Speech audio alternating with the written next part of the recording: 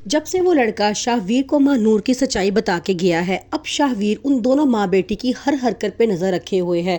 यहाँ तक कि अब उसने उसकी मामा को अपने 5 लाख रुपए चोरी करते हुए भी पकड़ लिया है। लेकिन अब वो बड़ी होशियारी से काम ले रहा है। माँ नूर उसे कहती है कि मुझे कुछ पैसों की जरूरत है, मुझे डॉक्टर के पास जाना है चेकअप के लिए। जबकि वो आगे से कहता है कि अब तुम अपनी मामा के साथ रिक्शों में नहीं जाओगी, मैं खुद तुम्हारा चेकअप करवाने के लिए लेके जाऊंगा। ये बात सुन के अब माँ नूर बहुत परेशान है, क्योंकि वो नहीं चाहती कि शाहवीर को सच्चाई पता लगे कि वो मां बनने वाली नहीं है, ये सब कुछ एक ड्रामा था। राहिम के घर वाले मुस्कान का रिश्ता लेने जाते हैं और कहते हैं कि अगर आप इजाजत दे तो हम छोटी मोटी रस्म कर लेते हैं, जिसपे ईमान उन्हें मना करती है और कहती है कि हमारे खानदान में एक औरत है जिसकी तबीयत बहुत ज़्यादा ख़राब है और वो फबीहा की मामा है।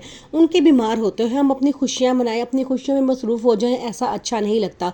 ये बात राहिम की मामा को बहुत पसंद आती है। वो उसकी बहुत तारीफ़ करती हैं और कहती हैं कि तुम ऐसी लड़की हो जो पूरे खानदान को एक साथ लेके चल रही हो। मुझे ये बात सुन के बहुत खुशी हुई है। जबकि दूसरी तरफ महानूर बज़िद है। वो अपने हस्बैंड शाहवीर से इस बात पे झगड़ा करती है और कहती है कि मैं अपनी मामा के साथ ही चेकअप के लिए जाऊंगी, मुझे तुम्हारे साथ नहीं जाना है।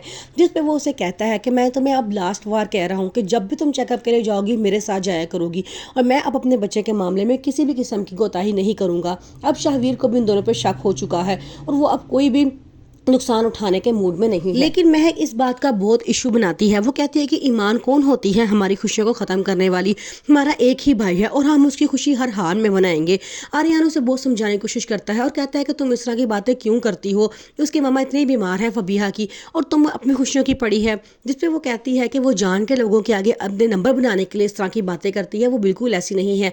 आर्यन कहता है कि तुम लोगों के बारे में इतना नेगेटिव क्यों सोचती हो। फबीहा अपनी मामा की खिदमत करने में दिन रात एक कर देती है। वो उनका इतना ख्याल रखती है, उनकी दुआइयों का, यहाँ तक कि अपने बेटे और जैन दोनों को बड़े अच्छे तरीके से संभाल रही है। और ये बात उसकी मामा के लिए बहुत खुशकिन साबित होती है। वो कहती हैं कि मैंने अपनी बेटी की तरबियत बहुत अच्छे तरीके से की थी और आज वो मेरे सामने आ रही है। लेकिन वो उसे बार बार इस बात की भी ताकीद करती हैं कि तुम अपने घर वापस चले जाओ, वो तुम्हारा ससुराल है, सबको वहाँ भी तुम्हारी ज़रूरत होगी।